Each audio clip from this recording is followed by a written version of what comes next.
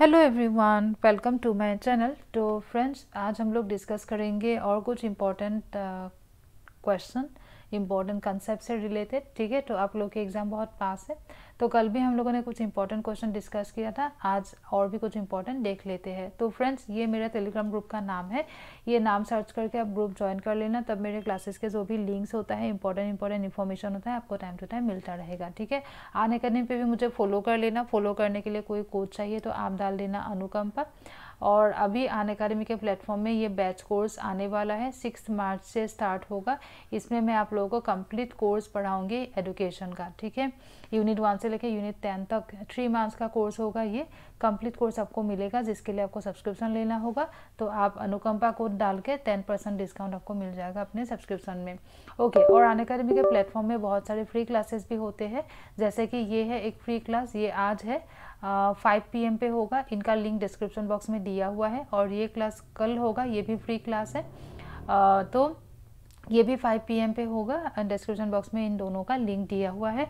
Class join करने के लिए कोई भी कोड चाहिए तो आप डाल देना अनुकंपा। ठीक है, चलो फिर मिलते हैं हम अपने क्लास में। अभी हम स्टार्ट करते हैं आज के क्वेश्चंस।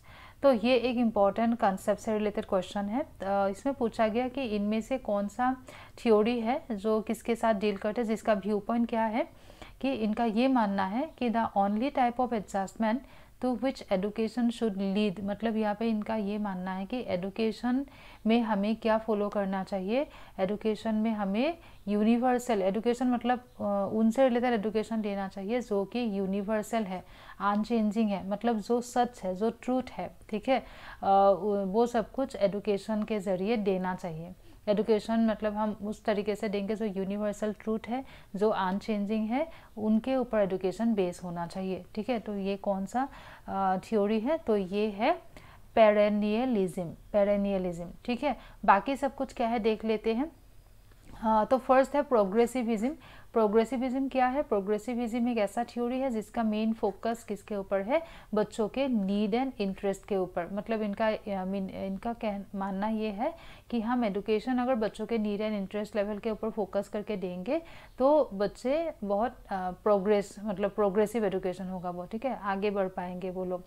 देन एग्जिस्टेंशियलिज्म क्या कहते हैं? एग्जिस्टेंशियलिज्म आप लोग को पता है कि ये फ्रीडम को मानते हैं, है ना। तो एग्जिस्टेंशियलिज्म का ये मानना है कि पीपल आर फ्री एजेंट्स, हम सब लोग फ्री है। ठीक है, तो हम लोग अपने अकॉर्डिंग चॉइस कर सकते हैं, अपने अकॉर्डिंग काम कर सकते हैं। ठीक है, तो हम लोग फ्री है, हम लोग जो मर्जी कर सकते हैं, ऐसा मानना है एग्जिस्टेंशियलिज्म का।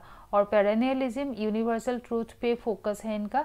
तो जैसे अभी जो क्वेश्चन था तो उसमें बोला ना कि यूनिवर्सल ट्रूथ एंड अनचेंजिंग, तो यही इनका की पॉइंट था, ये है पेरेनियलिज्म।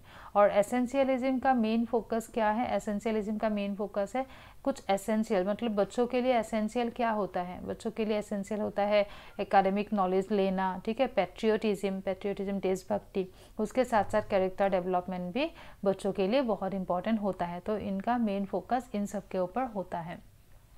चलो नेक्स्ट क्वेश्चन देखते हैं। हम लोगों ने कोरिलेशन वाला क्लास भी बहुत अच्छे से किया था, आपको मेरे यूट्यूब क्लास में भी मिल जाएगा, देख लेना एक बार। तो कोरिलेशन यहाँ पे पूछा गया कि एक इन्वेस्टिगेटर है जिन्होंने कोरिलेशन कोफिशिएंट निकाला। तो देखो कोरिलेशन का मीनिंग क्या है, हम देखते हैं कि whether two variables are related और नॉट, क्या दो वेरिएबल रिलेटेड है। अगर वो दोनों वेरिएबल रिलेटेड है तो हम बोलेंगे कि उन दोनों में कोरिलेशन है। ठीक है, दोनों रिलेटेड होने का मीनिंग क्या है कि एक वेरिएबल इंक्रीज करने से अगर दूसरा वेरिएबल भी इंक्रीज होता है या फिर डिक्रीज होता है। ठीक है, मतलब एक वेरिएबल चेंज करने पर अगर दूसरा वेरिएबल भी चेंज होता है देन हम कहेंगे कि वो दोनों वेरिएबल कोरिलेटेड है। ठीक है, अब कितना ज़्यादा कोरिलेटेड है, मतलब उन दोनों में कितना स्ट्रॉन्ग रिलेशन है, वो अगर हमें जानना है तो वो हमें हेल्प करेंगे कौन? कोफिशिएंट ऑफ कोरिलेशन हमें हेल्प करते हैं। मतलब कोफिशिएंट ऑफ कोरिलेशन जो होता है ये हमें क्या देते हैं कि दो वेरिएबल के बीच कितना स्ट्रॉन्ग रिलेशन है। तो यहाँ बोला गया कि एक इन्वेस्टिगेटर ने क्या किया, दो वेरिएबल के बीच रिलेशन देखा एंड उनको मिला कि उन दोनों में +0.65 कोरिलेट, मतलब उन दोनों में इतना स्ट्रॉन्ग कोरिलेशन है, +0.65। ठीक है, और एक अदर इन्वेस्टिगेटर है जिनको मिला कि -0.65 कोरिलेशन है। तो अब आपको पूछा जा रहा है कि इन दोनों में से कौन सा है जो हायर डिग्री ऑफ रिलेशनशिप को डिनोट कर रहे हैं। अब देखो, अब हम लोगों ने टाइप्स ऑफ कोरिलेशन पढ़ा था, तो टाइप्स ऑफ कोरिलेशन में हम लोगों ने पढ़ा था positive correlation, negative correlation and zero correlation, ठीक है। तो ये जो प्लस 0.65 दिया है ये पॉजिटिव, मतलब प्लस लगाया है ना, पॉजिटिव कोरिलेशन, और माइनस लगाने से नेगेटिव कोरिलेशन। तो पॉजिटिव कोरिलेशन का मीनिंग क्या है कि एक वेरिएबल अगर इंक्रीज हो रहा है दूसरा भी इंक्रीज होगा, या फिर एक डिक्रीज होने से दूसरा भी डिक्रीज होगा, मतलब जो चेंजिंग का डायरेक्शन है, ठीक है, वो सेम डायरेक्शन पे चेंज होगा तो फिर वो पॉजिटिव कोरिलेशन। अगर दोनों ऑपोजिट डायरेक्शन में चेंज होगा तब वो नेगेटिव कोरिलेशन। जैसे कि एक को इंक्रीज किया दूसरा डिक्रीज हुआ, या फिर एक डिक्रीज किया दूसरा इंक्रीज हुआ, तब नेगेटिव कोरिलेशन। अब देखो, ये जो मतलब पॉजिटिव या नेगेटिव जो साइन होता है वो सिर्फ डायरेक्शन को डिनोट करने के लिए होता है, ठीक है। तो लेकिन जो नंबर, उसमें जो नंबर है वो नंबर डिनोट करते हैं कि कितना स्ट्रॉन्ग कोरिलेशन है। अब दोनों में चाहे वो प्लस 0.65 हो, चाहे वो माइनस 0.65 हो, लेकिन दोनों में क्या है, दोनों में नंबर सेम है, ठीक है। मतलब दोनों में क्या है, डिग्री ऑफ रिलेशनशिप जो है वो इक्वल है, मतलब दोनों वेरिएबल में, दोनों केस में क्या है, सेम, मतलब सेम हद तक दोनों रिलेटेड है, ठीक है। 0.65 जितना स्ट्रॉन्ग रिलेशनशिप को डिनोट कर रहे हैं, प्लस 0.65 जितने स्ट्रॉन्ग रिलेशनशिप को डिनोट कर रहे हैं, माइनस 0.65 भी सेम को डिनोट कर रहे हैं, ठीक है।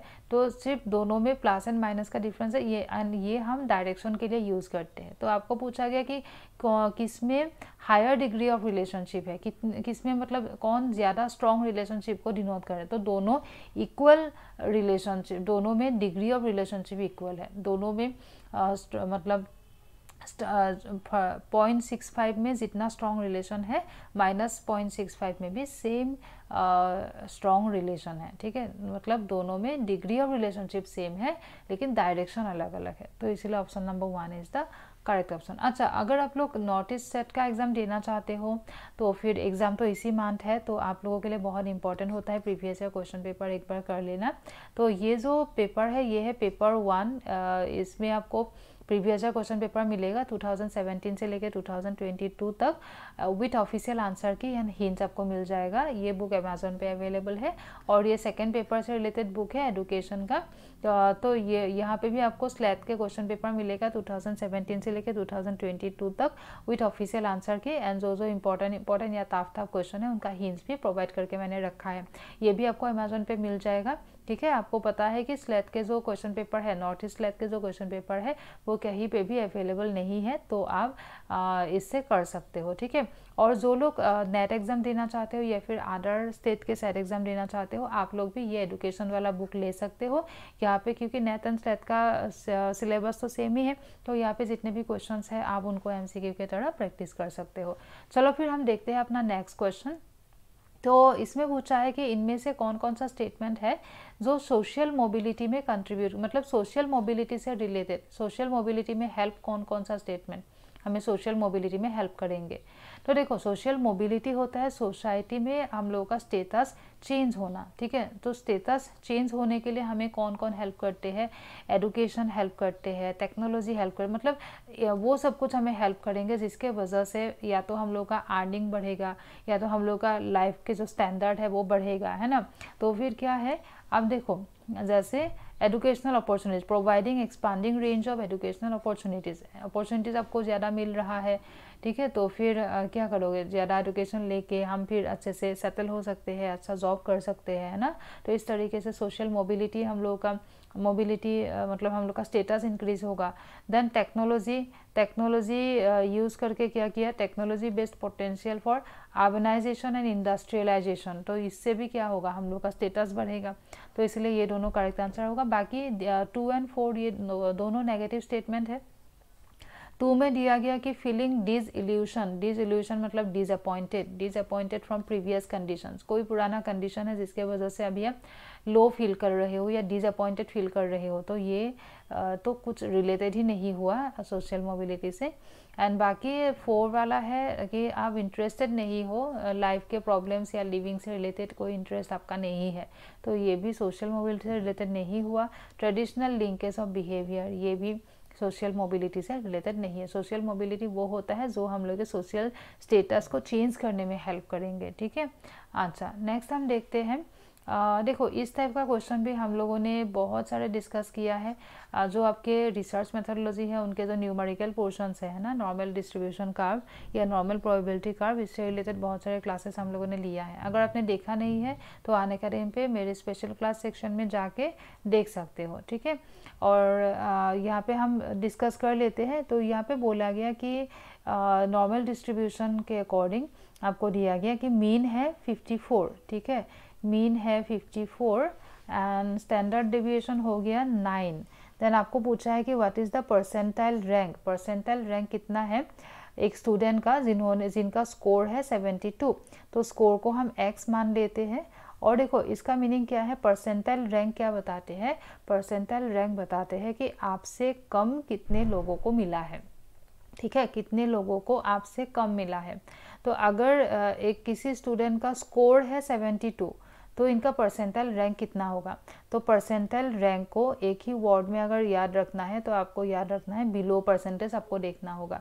बिलो मतलब लेफ्ट हैंड साइड देखना होगा, लेफ्ट हैंड साइड में कितने परसेंटेज है, किसके लेफ्ट हैंड साइड, जेड के लेफ्ट हैंड साइड, ठीक है। तो जेड के लेफ्ट हैंड साइड में कितने परसेंटेज है, जेड क्या है, जेड है एक स्टैंडर्ड स्कोर, ठीक है। जेड का वैल्यू हम कैसे निकालेंगे, एक फॉर्मूला है x minus M by sigma करके निकालेंगे। x है आपका 72, m है आपका 54, स्टैंडर्ड डिविएशन 9, तो ये हो गया आपका 72 माइनस 54 18, 18 बाई 9 हो गया 2 सिग्मा हो गया जेड का वैल्यू, ठीक है। अब आपको देखना है कि 2 सिग्मा नॉर्मल प्रोबेबिलिटी कर्व तो आप सबको पता ही है। तो देखो अब 2 सिग्मा कहाँ पे आएंगे, तो ये है मीन 2 सिग्मा, ये 1 सिग्मा देन 2 सिग्मा यहाँ पे आएगा। तो ये और एक्सट्रीम लेफ्ट हैंड साइड पे होता है -3 सिग्मा। अब देखो आपको चाहिए percentile rank below, left hand side देखना है, जेड के लेफ्ट हैंड साइड, तो जेड मतलब 2 सिग्मा, 2 सिग्मा के लेफ्ट हैंड साइड पे पूरा पोर्शन आपका कवर होगा। तो ओवरऑल जितने परसेंटेज होते हैं उनको या तो प्लस करना होगा, जैसे कि मीन से लेके -3 सिग्मा तक टोटल 50% केसेस होते हैं, मीन एंड 1 सिग्मा के बीच होता है 34.13% केसेस, 1 सिग्मा एंड 2 सिग्मा के बीच होता है 13.59%।